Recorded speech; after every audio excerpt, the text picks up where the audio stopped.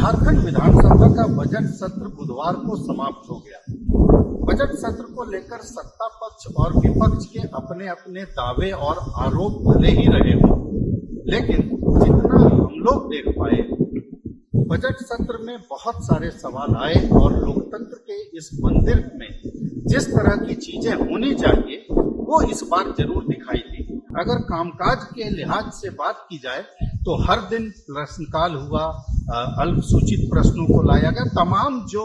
विधायकों के सवाल थे, माननीयों के तमाम सवालों का जवाब जो है अपने अपने स्तर से राज्य सरकार के प्रभारी मंत्रियों ने दिया। ये अलग बात है कि उन सवालों के जवाब से विपक्ष के लोग या सत्ता पक्ष के लोग संतुष्ट हुए या नहीं हुए, लेकिन तमाम सवालों के जवाब सदन के पटल पर जरूर रखे गए। आसन ने भी इस बात का पूरे सत्र के दौरान ये ख्याल रखा कि किसी भी सूरत में जिस तरह से यहाँ पर माननीयों की बात की जाती है और उन लोगों के लिए ये सर्वोच्च पंचायत बैठती है, इस बात का आसन ने भी पूरा ध्यान रखा कि माननीयों के सवाल आए और उन सवालों का जवाब जो है वो राज्य सरकार के तरफ से दिया जाए। ये अलग बात है कि बीच बीच में शुरुआती दौर से अगर देखा जाए, अगर विपक्ष के लिहाज से इस पूरे सत्र को देखा जाए तो विपक्ष शुरू के 10 दिनों तक पूरी तरह से जो है परिदृश्य से गायब रहा। ये कहा गया, जो कैमरे के पीछे विपक्ष के सदस्य ये भी कहते रहे कि चुनाव था, निकाय चुनाव था, जिसके चलते कि विपक्ष के लोग नहीं दिख रहे थे, लेकिन सदन का एक बड़ा हिस्सा विपक्ष के लोगों ने सदन के समय का जो सदुपयोग था वो नहीं किया। लेकिन जब जिस समय से सदुपयोग शुरू किया, ये एक अपने आप में बड़ा उदाहरण है कि लगभग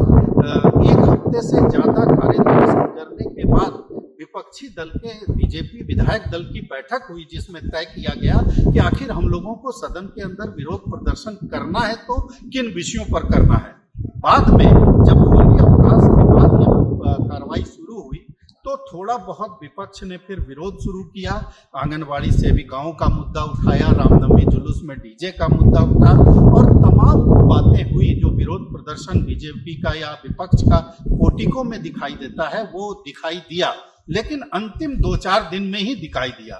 अगर सत्ता पक्ष के लिहाज से देखा जाए तो सत्ता पक्ष में जो दलों का टकराव है वो भी साफ तौर पर पूरे सत्र के दौरान दिखाई दिया। कई बार कांग्रेस विधायक दल के नेता प्रदीप यादव ने अपने सवालों से सरकार के मंत्री को, अपने ही कोटे के मंत्री को भी असहज किया। कुल मिलाकर देखा जाए तो झारखंड विधानसभा में 2026 का बजट सत्र जो माननीय के सवालों के लिहाज से काफी पॉजिटिव रहा, काफी सवालों के जवाब दिए गए और